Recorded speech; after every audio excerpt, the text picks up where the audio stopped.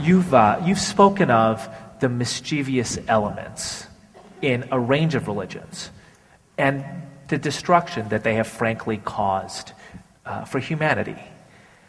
Have you had any experience or even better success in reaching out to some of those elements in any religion?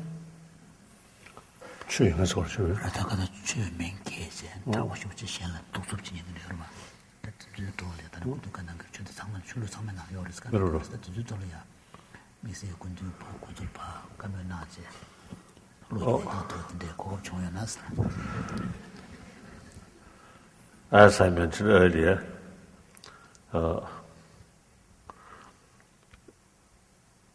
now nearly 7 billion human beings, it is wrong to expect entire humanity become good people. Difficult.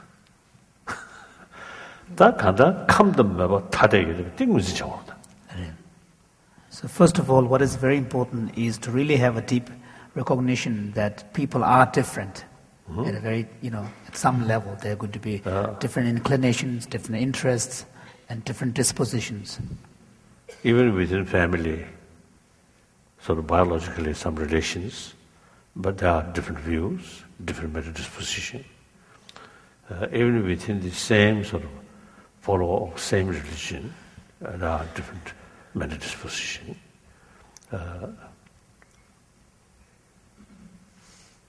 I think Buddhists, some Buddhists may have more interest in certain thing, some other different field. So similarly, I think among the Christian, some prefer more solitude life and think God and practice love. Some prefer more sort of active sort of service to others. So the variety of people. You personally loves serving to others. You cannot say this is best way to other one who prefer more solitude life. So it is own different interest. Now, for example, one non-believer who criticizes religion, and if you try to convert to accept religion, that's quite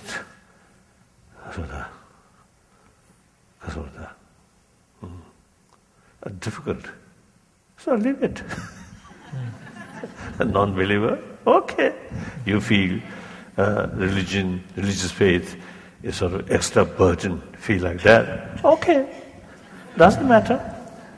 One thing, these people are also human beings, part of the humanity. The basic human quality, warm-heartedness and sense of community, and sense of sort of, we are part of the humanity. Whether there is creator or not, whether it is next life or heaven or there is secondary level, personal sort of business.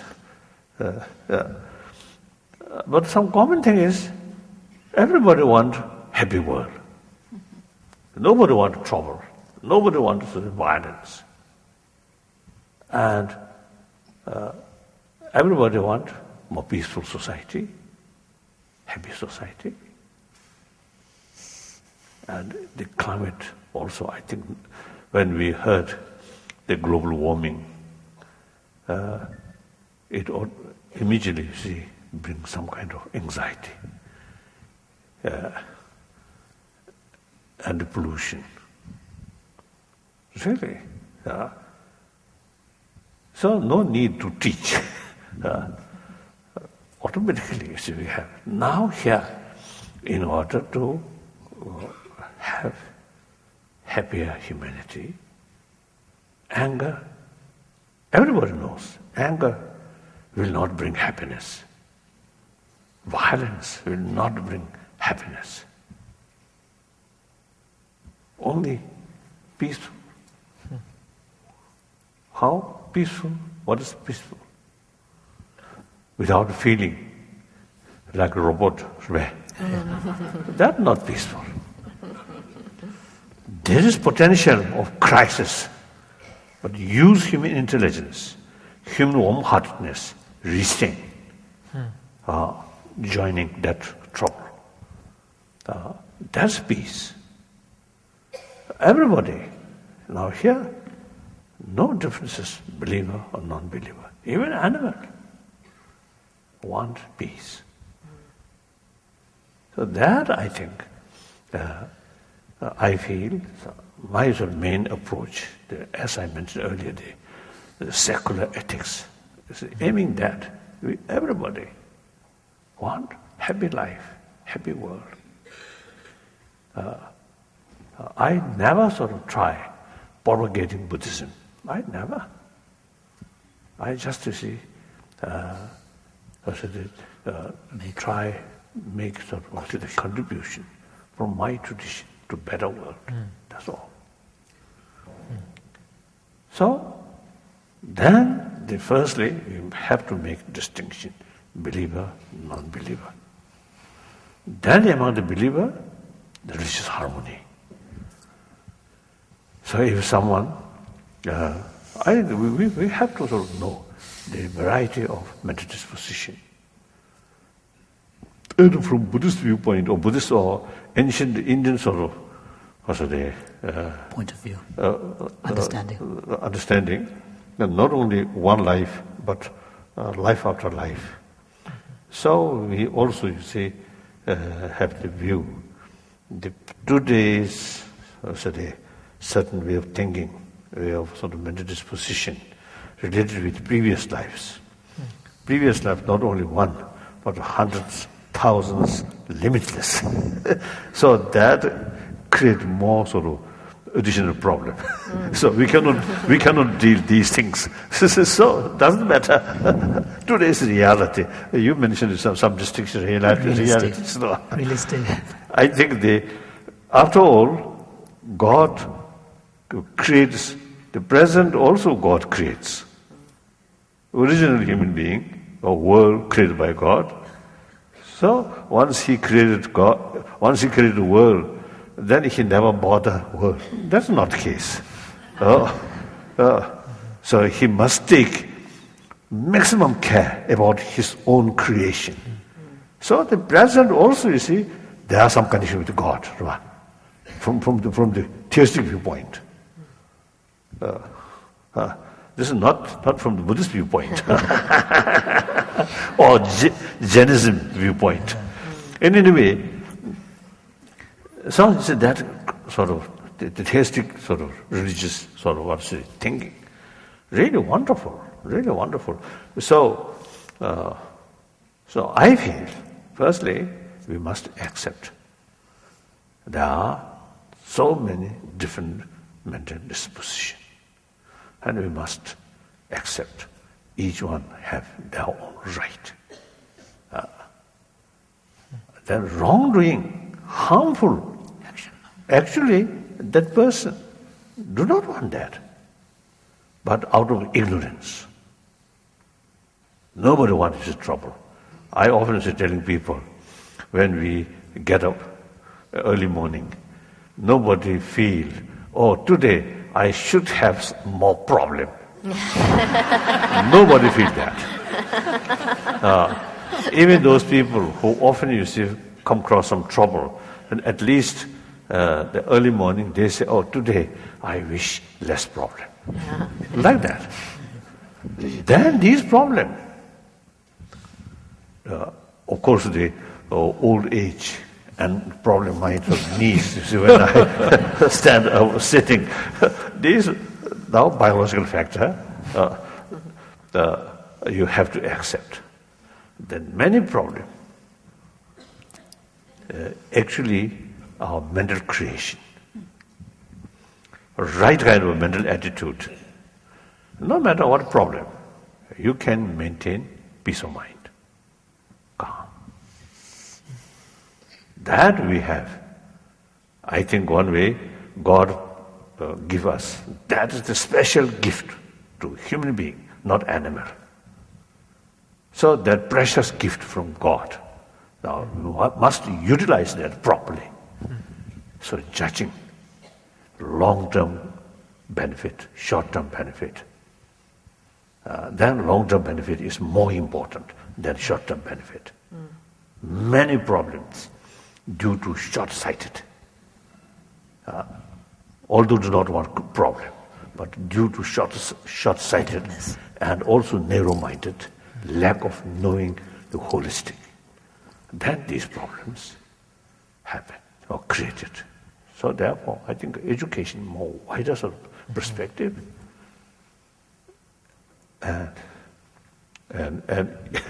I usually use the word realistic. So that means,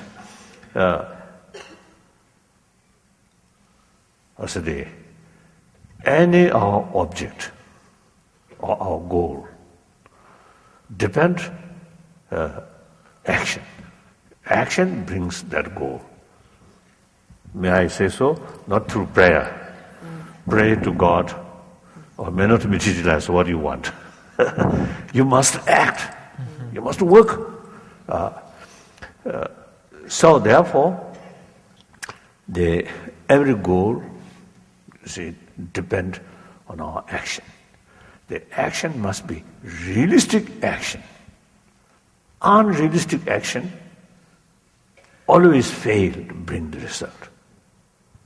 So realistic action, you have to know the reality fully. In order to know the reality, you have to look more wider perspective. Wider perspective. All different angles. Or if there is sufficient time, if mad dog come, then no time to investigate from where it come, where go. No time, you have to run away.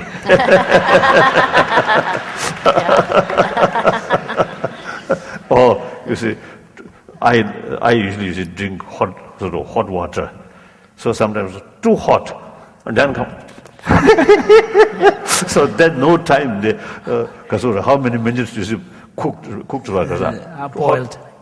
Boiled. No need, you see, the investigation. Just spit it out. Otherwise, you see, some important matter, we have to investigate thoroughly. When we carry investigation, our mind must be very objective. Now religious case also, yesterday also I mentioned, I'm Buddhist, but too much attachment towards my own religion, Buddhism, then my mind biased. With that sort of kind of mental attitude, you cannot see the value of other tradition. So must be objective. Objective. So when we carry investigation, our mind must be neutral. When we investigate, when we carry investigation, no idea of right or wrong. Simply, or positive or negative. Simply, what's the reality? Investigate.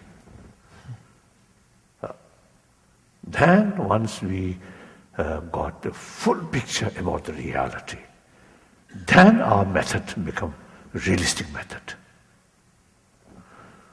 Like that. So in order to develop calm mind, now faith works.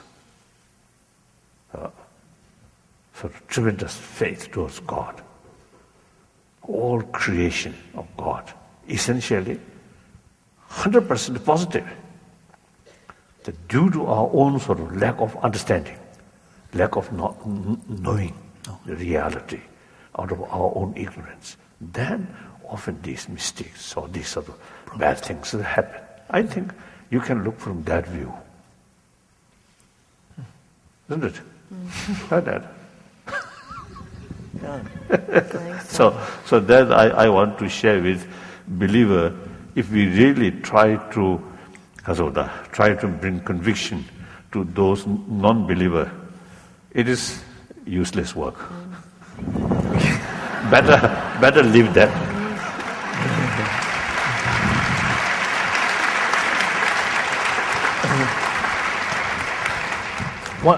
One of the things that strikes me. One of the things that strikes me from what you just said is religion is very often portrayed as a bomb of destruction or a barrier of division, but it's also a bubble of isolation. And you, of all people, could have chosen to live within the bubble of Tibetan Buddhism. And instead, any time you encountered a different tradition, whether it was Christianity or Islam or Judaism or science, you took time to learn from that tradition and to see the best in it.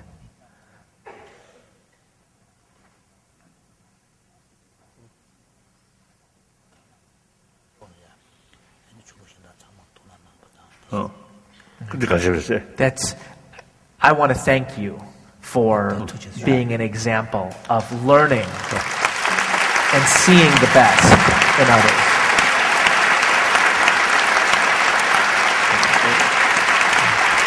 I think.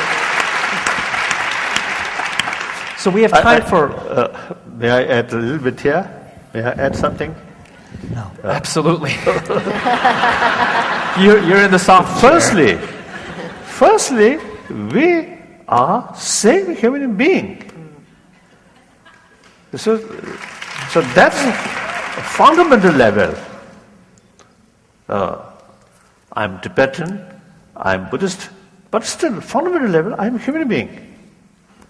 When we drink water, nobody feel I'm Buddhist, no, I should drink this. You as a Muslim, you feel I'm Muslim, I must drink this water as a God's creation. No, as a human being, feel hungry, eat food. And then, of course, sometimes you say some sort of prayer before food. Otherwise, basically, as a human being, the 24 hours, our activities basically carry as a human being. Not Muslim or not Christian, not Buddhist, not Hindu. And then secondary level, yes, we have some prayer, some meditation. Then according Hinduism, according Buddhism, according Islam or Christianity and Judaism like that. That is secondary. So, if you use common sense, the most important is the fundamental human level. That's my belief. So wherever I go, I never felt this is non-Buddhist, I'm Buddhist. This is non-Asian, I'm Asian. This is non-Tibetan, I'm Tibetan. I never felt that. I always look human level. I don't care what's their position, what is their social background. Some people, when they meet some important people, they behave something different. Then meet some beggar, different attitude. That is totally wrong. We are same human being.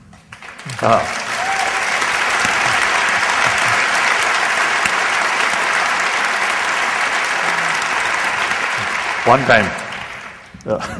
time in India, you Indian origin, right? Islam. You're from India. Indian. Right. You're from India. There's 130 million Muslims in India. I'm one of them. Indian origin. One time in India, one officials, they came and their family member, and one their child, very small, carried by a nanny.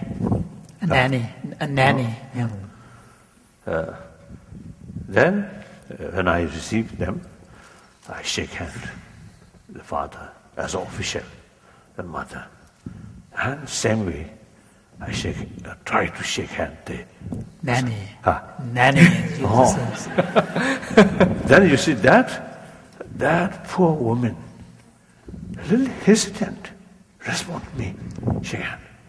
Why? Same human being. I'm shaking sort of hand, the father not as an official, but as a human being. Then the poor woman, human being, same right.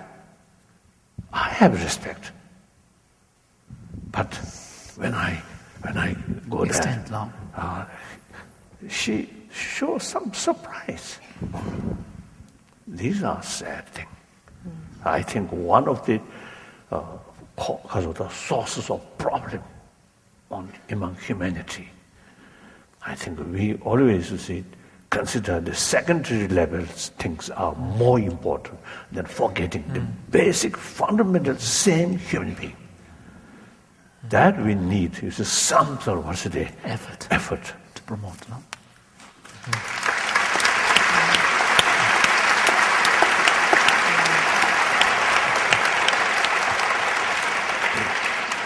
I want to ask one final question before we have to close our program. Not every place is as warm and loving as the Harris Theater, right? And I imagine that the people on this stage have received as much or more anger as they have applause, right? As much or more dismissal or even denigration as they have devotion. And Fareen Jawani, who is a graduate of our Interfaith Leadership Training Program, asked a very simple question.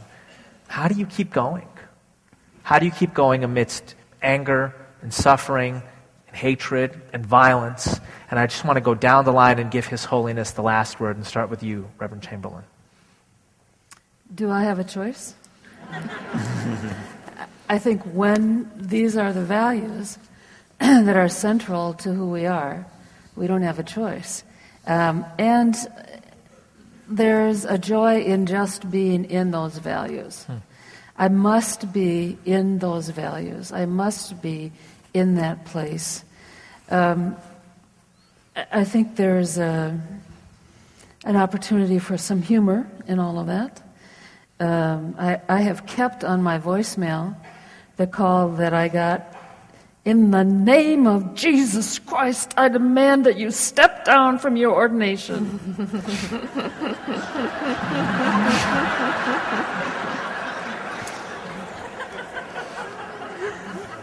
Okay, I hear ya.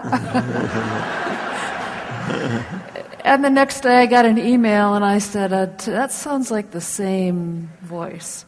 And there was a name on that email, and so I sent back. And the next thing you knew, we were talking on the phone. And I was much harder to deal with talking on the phone than I was when I was being dealt with anonymously. So, I mean, it's the relationship. Each of these relationships offer us an opportunity to be present to those values that we hold so dear. And that's what has meaning, is to be present in those values. There are times when we just have to walk away. I hear you, and we disagree, and I see that there's no space in your life for me. God bless you. Next. Thank you.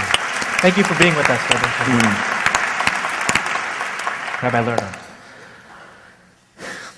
Yeah, part of the answer there is that it's community, that we can't face these issues just on our own. And often when somebody says to me, well, what do I do at the dinner table? And I have somebody saying outrageous things, I say, well, you can't convince there, just what you had said. But what is really needed is not to try to ask, what's the magic key to transforming the consciousness of the people who are furthest away from me? There are so many people in this society, in fact, all over the world, whose basic instinct is towards loving and caring and generosity. But they don't believe that there are enough others who share that same perspective. And instead of focusing on how do we go to the extremes, let's try to focus on building support amongst the people who feel that, but feel alone, feel that there aren't enough people around. And that's why we created this network of spiritual progressives, which is also welcoming to and it's an interfaith organization, also welcoming to humanists who don't believe in any particular religion, but who do feel that they want a world based on love and caring and generosity. And by the way, as an aside, and you told me I could do this, that if you're interested in connecting to us or to me, we have a website, two places to go, Tikkun, Tikkun.org, or spiritualprogressives.org. Go to those websites and see that there's a whole national movement of spiritually rooted people who want a different kind of world. We need a community. We can't do it by ourselves. And what I find in the Jewish community is this big split. The most important one, the one that I get death threats literally every week, and in this past year, 3 times my house has been assaulted by people who have disagreed with the perspective of Tikkun and the network of spiritual progressives, because our perspective is that Israel and Palestine have to reconcile, but the reconciliation has to be a reconciliation of the heart, and not just a political agreement, but a transformation in consciousness. And that can happen.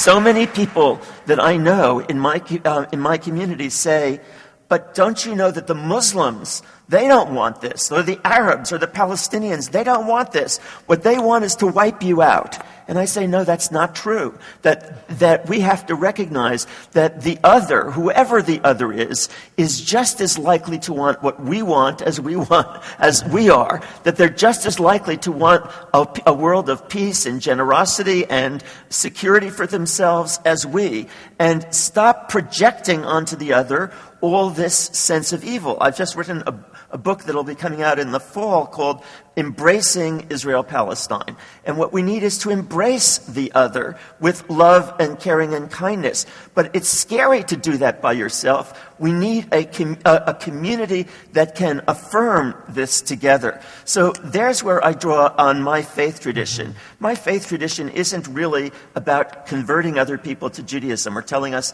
but it is about saying that the world could be based. Well, we could have a new bottom line in this world, in which institutions and social practices, our government policies, corporations, our educational system, instead of being judged efficient or rational or productive, to the extent that they maximize money and power, we need that's the old bottom line. We could have a new bottom line in which people are judging our corporations, our government policies, our individual behavior also as efficient, rational, and productive, to the extent that they maximize love and caring, kindness and generosity, ethical and ecological sensitivity, and awe and wonder at the grandeur and magnificence of this universe. That's a new bottom line. And with that, now that new bottom line provokes a lot of fear in people, as well as a lot of hope in people. And you can't do it by yourself. That's why we're inviting you to join the network of spiritual progressives or something.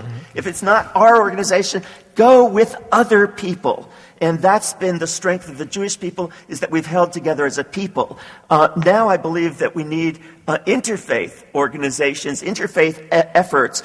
Be part of a community. Don't just do it yourself. Join, if you don't want our thing, join something and make your life connected to other people whose common vision is to go for that new bottom line of love and caring and kindness and generosity. But as of this year, I will have 10 years more than the average life expectancy of an Afghan woman. I'm going to be 48 this year. Now, throughout the world, there are people who today are spending their day ducking drone missiles, avoiding tiptoeing through fields of landmines to try to get to an agricultural field. Women who will spend, not women, girls, 8, 9-year-old girls, who will spend 3-4 hours to get to a source of water. And they're probably going to that one because the one they used to go to has dried up because of global warming. I'm not a self-made person. I didn't choose to be born into my family, into my country, into my time.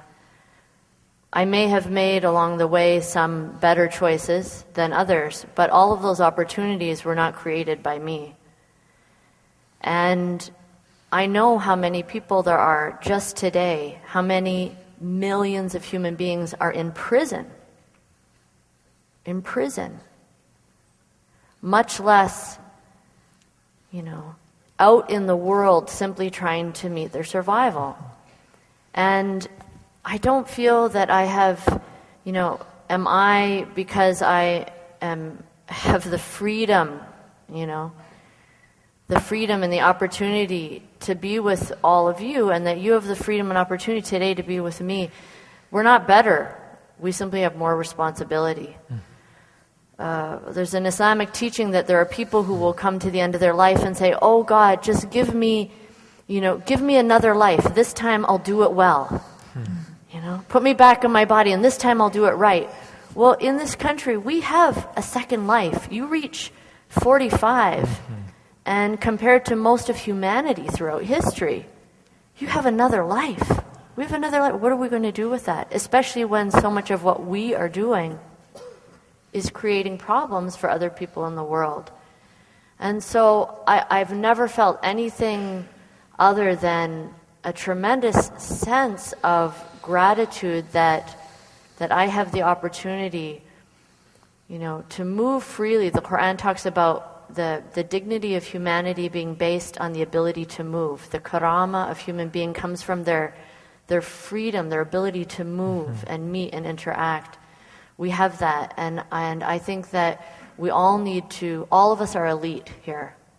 Not just those on the stage, everyone in this theater. If you're here today, you're an elite person in the world, and even in human history, there's tremendous potential, and I think we just have to seize that opportunity. Thank you.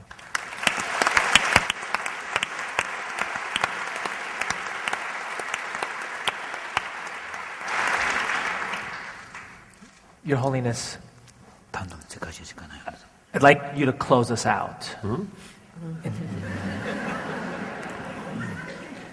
Yesterday... Now close means zero. So now zero. I have nothing to say. I really enjoy our discussion, and I really admire all the speakers not only just the word, but your own life, fully committed what you believe. So that's wonderful. So then you originally come from India. So India, as I mentioned earlier, I feel really model of the rest of the world. All different institutions remain together, live together. And then, 1,000 years, the concept of ahimsa, non-violence, there. So, wherever I go, I always talk non-violence. Non-violence means not just a mere absence of violence, but non-violence, as I mentioned before, with sense of respect others' life, sense of respect others' right. And then, although you have the ability to harm them, but deliberately resisting, that's non-violence. So, I always talk about the non-violence and the religious harmony. That's some new ideas come from my brain. No, I simply learned from India's 1,000-year-old tradition. Therefore, I discover myself as a messenger of ancient Indian treasure. So within India, we not much sort of notice these things. We take for granted. When I visit Northern Ireland and also heard there's some problems between Sunni, Shia, and in Northern Ireland, Protestant and Catholic, and some other places also, that kind of sad news has come. Then I really felt, oh, India, the Indonesia, the biggest Muslim population. Then second most Muslim populated nation is India. As I mentioned earlier, few cases, some little problems here and there, but overall wonderful. So I usually urging my Indian Muslim friends, now you should take more active role. Where is a conflict within the Muslim community, follow same sort of the spiritual leader, Muhammad, and using same text, Quran, and 5 times sort of pray.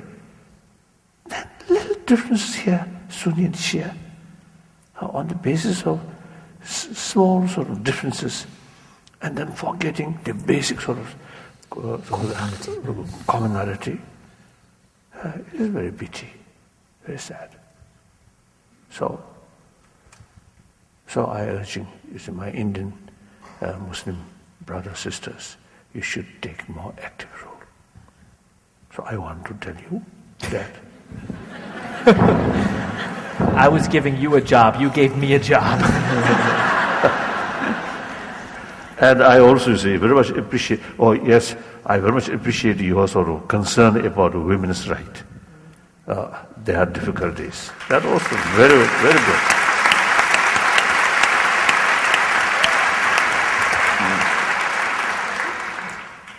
Then, okay.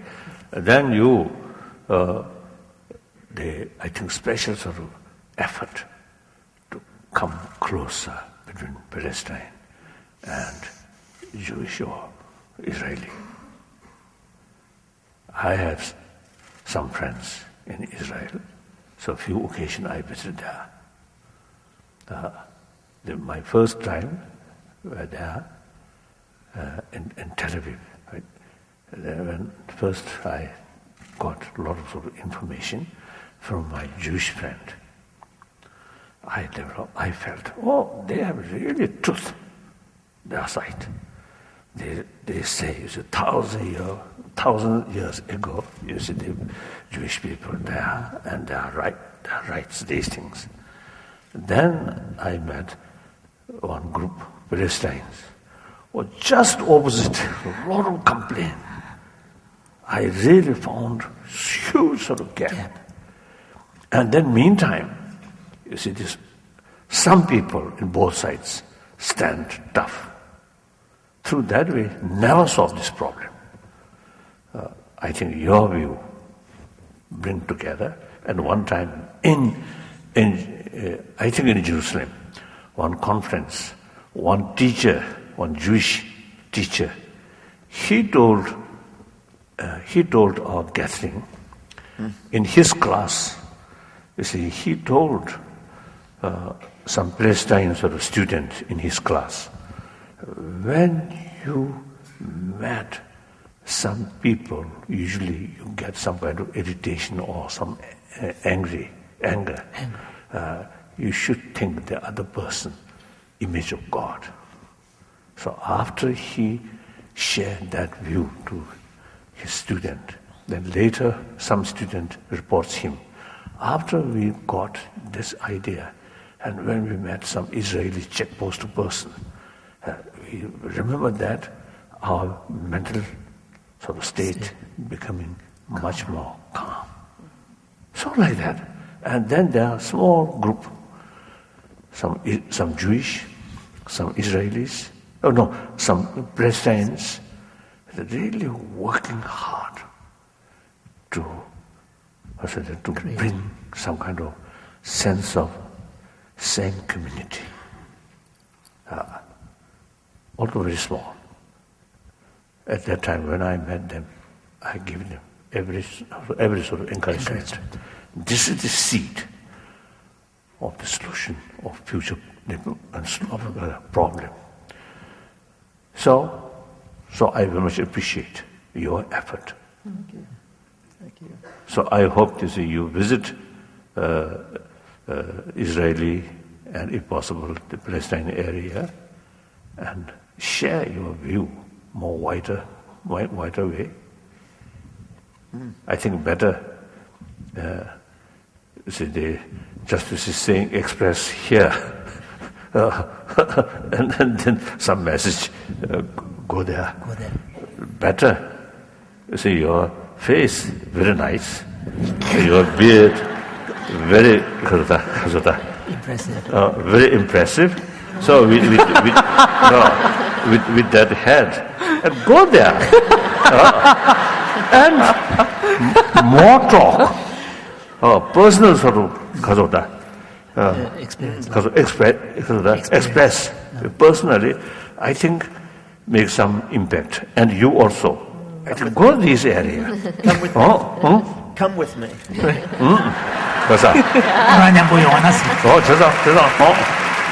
That's very good. Then, of course, your experience, you mentioned, really wonderful.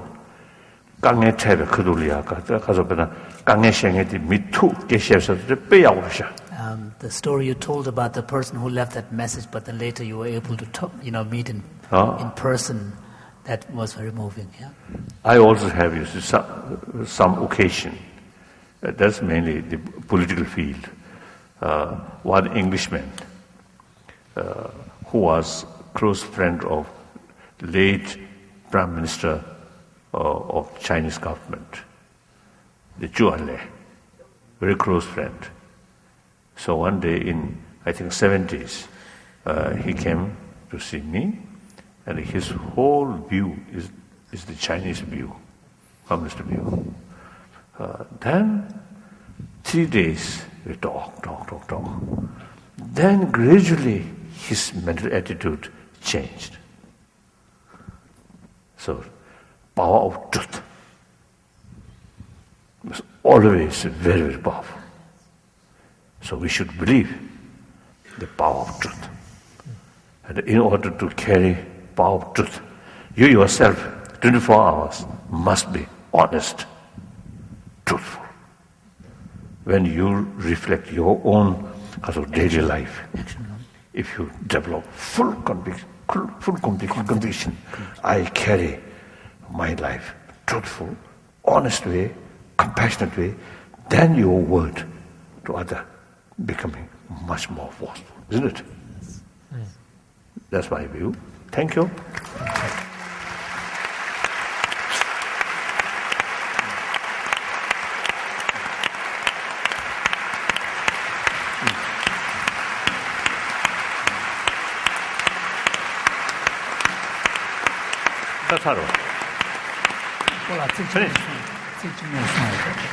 Thank you, Your Holiness. We're going to present the traditional scarves for our panelists. Right. Get an extra one. A blessing and gratitude for their participation today and for yours. We want to thank Tim Boyd, Betty and David Bland, the host committee, and Nina Schrader and her commitment for making this visit by His Holiness the Dalai Lama a reality. Thank you.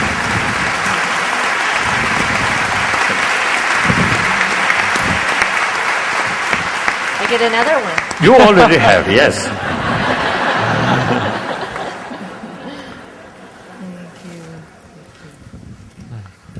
Choose better than one.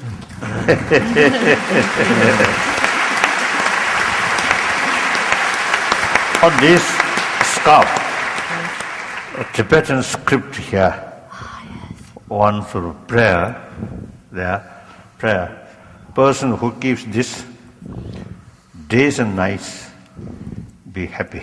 Thank you. But there's no guarantee.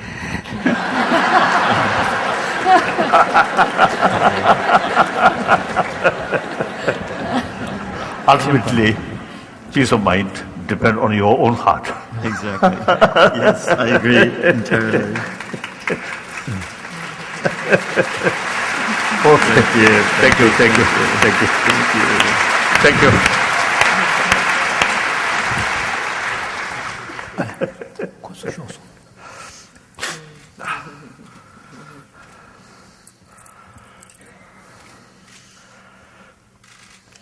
you.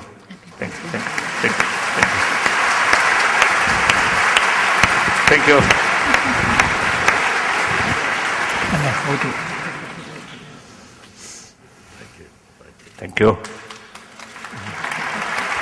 That's guaranteed. Be happy.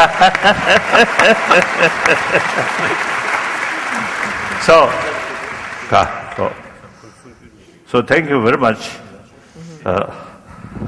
Now, afternoon, I'm leaving to my second home, India.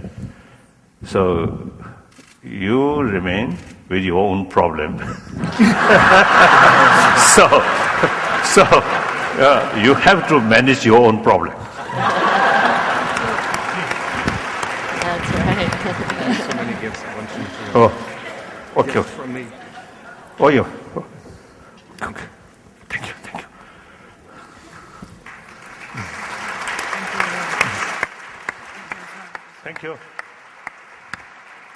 Thank you. So, see you again.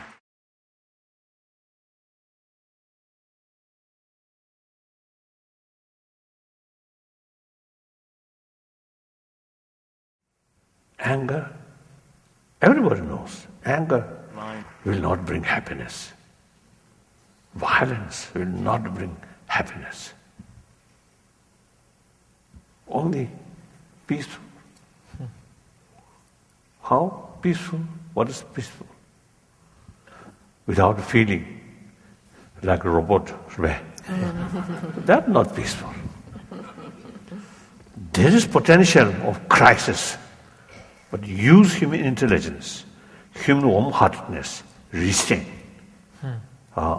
joining that trouble. That's peace.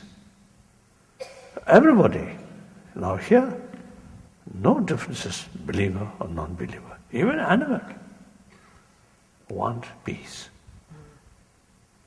So that, I think, I feel, my main approach, as I mentioned earlier, the secular ethics, is aiming that everybody want happy life, happy world.